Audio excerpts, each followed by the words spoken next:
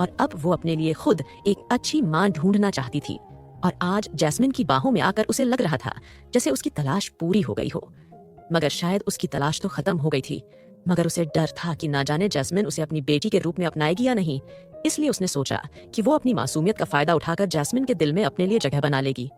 और आज जैसे जैस्मिन ने उसकी पर्व की थी, उससे उसे लग रहा था कि बस ऐसे ही उसे रो रो कर और खुद को बेसहारा, अकेला दिखाकर और अपने डैड को डेविल बनाकर वो जैस्मिन का प्यार पा सकती है। अभी कुछ देर पहले जब वो अपने दोस्तों के घर पार्टी कर रही थी तो अभिनय के बॉडीगार्ड्स उसे वहां से ले आए थे।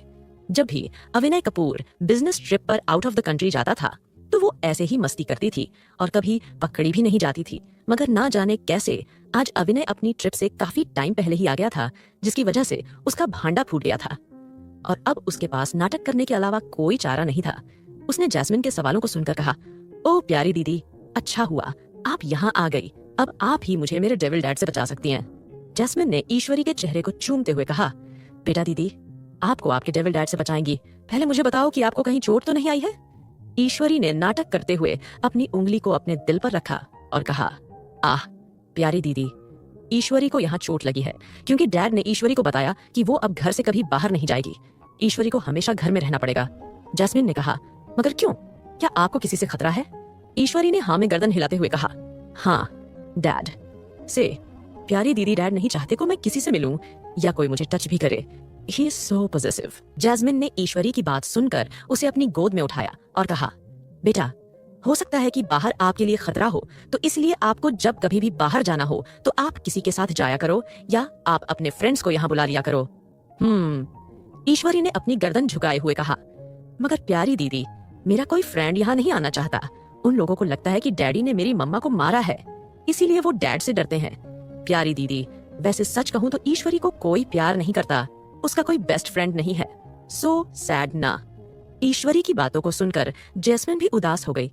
उसने ईश्वरी के सिर पर हाथ फेरते हुए कहा, क्या आप अपनी प्यारी दीदी को अपना दोस्त नहीं मानते? ईश्वरी ने कहा, लेकिन प्यारी दीदी, अगर आपको ईश्वरी का दोस्त बनना है तो आपको ईश्वरी को डेविल डैड से बचना पड़ेगा। तो क्या आप ये कर पाएंगी?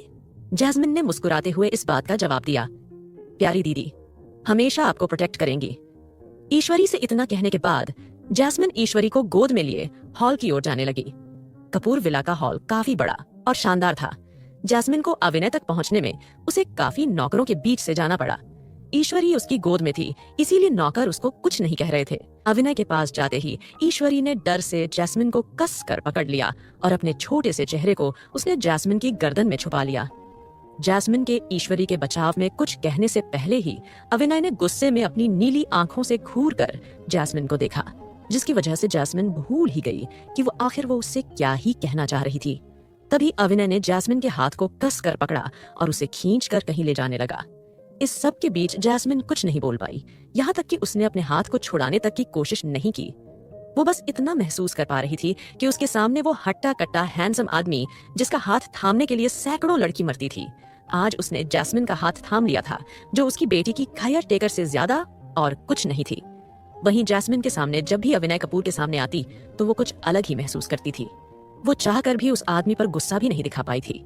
ऐसा नहीं था कि वो उसके रुतबे से या उसके लुक से इम्प्रेस हो गई थी। ये उसके लिए कुछ ऐसा था जिसे वो शब्दों में बयां नहीं कर सकती थी। अभी भी अभिनय के ख्यालों में खोई जैस्मिन को नहीं पता था कि उसे अभिनय खींच कर कहाँ ले आया था। कुछ देर बाद जब उसे एहसास हुआ कि अभिनय ने उसका हाथ छोड़ दिया है, तो उसने अपनी घनी व खूबसूरत पलकों को उठाकर ऊपर अभिनय की नीली आंखों में देखा। फिर उसने जल्दी ही आसपास देखा ताकि वो उसे अवॉइड कर सके। आसपास देखने से उसे पता चला कि वो अभी कपूर मेंशन के गार्डन में थी, जहाँ पर उसके बिल्कुल पास में ही गहरा स्विमिंग पूल था। आसपास के नजारे को कुछ देर देखने के बाद उसे ख्याल आया कि आखिर अभी उसे करना क्या था, इसलिए उसने अपने चेहरे पर गुस्सा लाते हुए कहा, मिस्टर कपूर, आप इससे पहले कि जैस्मिन कुछ और कह पाती, अभिनय ने एक झटके से ईश्वरी को उसकी गोद से लिया और फिर उसने जैस्मिन को पूल में धक्का दे दिया, जिसकी वजह से जैस्मिन सीधा पूल में जाकर गिरी। ये देखकर ईश्वरी जोर से चिल्लाई। फिर उसने अपने दोनों हाथों को अपने मुंह पर रख लिया।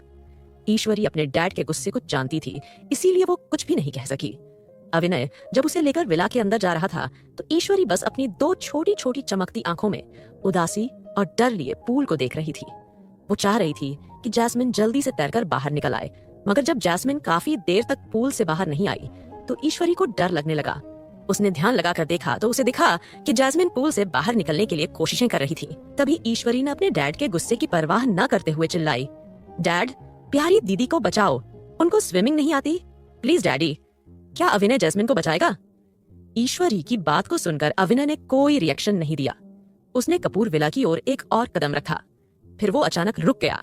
उसने मुड़कर पीछे देखा तो उसे जैस्मिन दिखाई दी, जो कि बार बार पानी से बाहर आकर हेल्प के लिए चिल्लाने की कोशिश कर रही थी।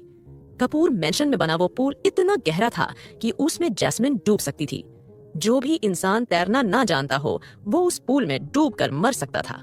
अविनय कपूर को लगा था कि जैस्मिन, जो कि उसके घर में उसकी बेटी की जासूसी करने आई थी, वो जरूर स्विमिंग तो जानती होगी, इसीलिए उसने उसे गुस्से में धक्का दे दिया था ताकि वो उसे बता सके कि उसकी बेटी को बार बार जब भी वो हाथ लगाएगी तो वो ईश्वरी का पिता होने के नाते उसे ऐसे ही सबक सिखाएगा। मगर अविनय को नहीं पता था कि जैस्मीन को तैरना नहीं आता था, इसलिए वो जैस्मीन को बचाने के बारे में सोच रहा था कि तभी ईश्वरी ने कहा, डैड प्लीज प्यारी दीदी को बचा लीजिए। प्रॉमिस डैड, आपकी ईशू अब से कोई शरारत नहीं करेगी, वो कभी अपने दोस्तों से मिलने बाहर नहीं जाएगी। कहते हुए ईश्वरी की आंखों में आंसू थे। अविनय ने अपनी बेटी की आंखों में आंसू देखे तो उसने उसे अपनी गोद से नीचे उतारा। ईश्वरी को लगा कि अब उसके डैड जैस्मीन को बचाने जाएंगे, मगर उसने देखा कि उसके डैड तो अपनी ब्लैक शर्ट के बटन खोल रहे थे, वो भी काफी धीरे धीरे। ईश्वरी को अब अपने डैड की इंटेलिजेंस पर शक होने लगा, मगर वो जानती थी कि उसे उसकी इंटेलिजेंस भी उसके डैड से ही मिली है, इसीलिए वो चाहकर भी उन पर शक नहीं कर सकती थी, क्योंकि अगर वो अविनय की इंटेलिजेंस पर शक करती तो उसे भी तो अपनी इंटेलिजेंस पर शक करना पड़ता। इसलिए उसने शक करने वाले टॉपिक को ड्रॉप कर दिया और अपनी आर्म फोल्ड करके अविनय को देखने लगी। वैसे तो ईश्वरी अपनी खूबसूरती पर घमंड करती थी और ईश्वरी जैसी एक रिच एंड पावरफुल फैमिली से बिलोंग करने वाली ईश्वरी पर यह घमंड सूट भी करता था, मगर यह सारा घमंड औरों के लिए ही था। अपने डैड के सामने तो उसे अपनी डिमांड्स पूरी कराने के लिए बेचारी ही बनना पड़ता था। ईश्वरी ने जल्दी से अपना हाथ आगे बढ़ाया और अपने डैड की पेंट पकड़कर कहा, डैडी प्लीज सेव हर। ईश्वरी ने जितना हो सके उतना अपनी आवाज में विनम्रता लाते हुए ये शब्द कहे। ईश्वरी की बात सुन अविनय ने अपनी शर्ट को उतारकर में ईश्वरी को दिया और कहा, मैं उस लड़की को बचाने जा रहा हूँ, तुम गलती से भी पीछे मुड़कर पूल की तरफ मत देखना, सीधा विला में जाओ, मैं तुम पर नजर रखूंगा, अगर तुमने मुड़कर देखा भी तो। ईश्वरी ने ये सुनकर जल्दी से कहा, ओके डैडी, ईशु वैसा ही करेगी जैसा उसके डैड कहेंगे। इतना कहकर ईश्वरी उस शर्ट को लेकर विला की ओर भाग गई। ईश्वरी को विला की ओर जाता देख अविनय मुड़कर पूल की ओर बढ़ा। पूल में उतरकर वो जैस्मिन के पास गया। जब उसने जैस्मिन को बाहर निकालने के लिए उसकी कमर पर हाथ रखा तो जैस्मिन ने उसके हाथ को हटा दिया। ये देख अविनय समझ गया कि जैस्मिन उसकी मदद नहीं लेना चाहती, मगर अविनय उसे अपने पूल में मरने नहीं दे सकता था, इसलिए उसने कहा, अगर तुम मेरे साथ पूल से बाहर नहीं निकली तो मैं अभी तुम्हें किस कर लूंगा। जैस्मीन ने उसे कुछ नहीं कहा और बस उसे गुस्से से घूरती रही। अविनय ने इस बार उसके पैरों को पकड़ा और उसके पैरों को अपनी कमर के दोनों ओर किया और उसे लेकर पूल से बाहर निकला। जैस्मिन जब पूल से बाहर आने पर अविनय से दूर होने लगी तो अचानक अविनय ने उसे किस कर लिया, जिससे जैस्मिन हैरान रह गई। इसके